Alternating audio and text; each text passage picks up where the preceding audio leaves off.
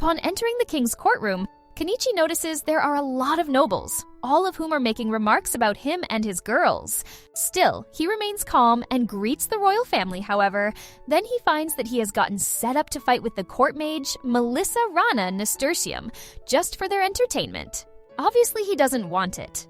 But before he can do anything, Melissa begins taunting Kenichi for involving his family in this and summons a lesser dragon to fight him. Having no choice, Kenichi summons his excavator, which increases the joy of all the nobles. At the same time, Kenichi also realizes the lesser dragon isn't giving him any opening. So Anemone tries using explosion on her, but it does almost nothing to it. To counter them, the dragon also uses its fire breath, which they successfully defend thanks to the high protection magic. At that time, Mirai and Niamina blind the dragon by shooting their arrows in both of its eyes. But it also causes him to go berserk and fire its breath in every direction. This also results in the courtroom getting damaged and many nobles dying by getting caught up in its breath. But for some reason, the remaining ones still enjoy their fight instead of running away. At that time, Anemone begins chanting the spell she learned at the Royal Library and successfully forms a golem core, though she is only able to summon a single arm.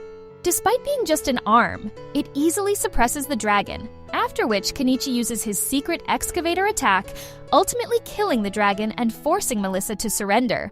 Upon having a sigh of relief, Kenichi notices Anemone is so overexerted that blood is coming from her nose. This causes him to lose his temper and publicly declare that he will destroy this courtroom, and then bring this kingdom to ruin. However, then he realizes what he just declared. Promora then tells him that it's okay to do what he wants because they will follow him, but then Lilith tells him to stop, telling him about the consequences of the destruction, and instead offering him to become her subject. When he refuses her offer, she thinks for a moment and tells him to give her a birthday present, and she will have her father overlook this matter. As such, he gives her a pearl necklace, seemingly unaware that pearls are extremely rare in this world.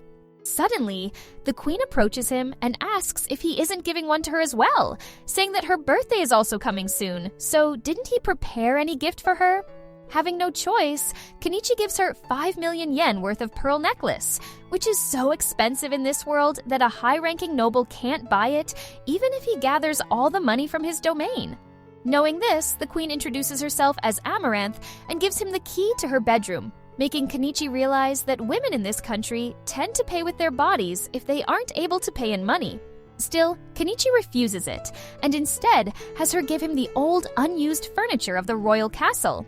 Surprisingly, each of them is valued in millions at Shangri-La, giving Kenichi enough monetary power to buy anything in Shangri-La.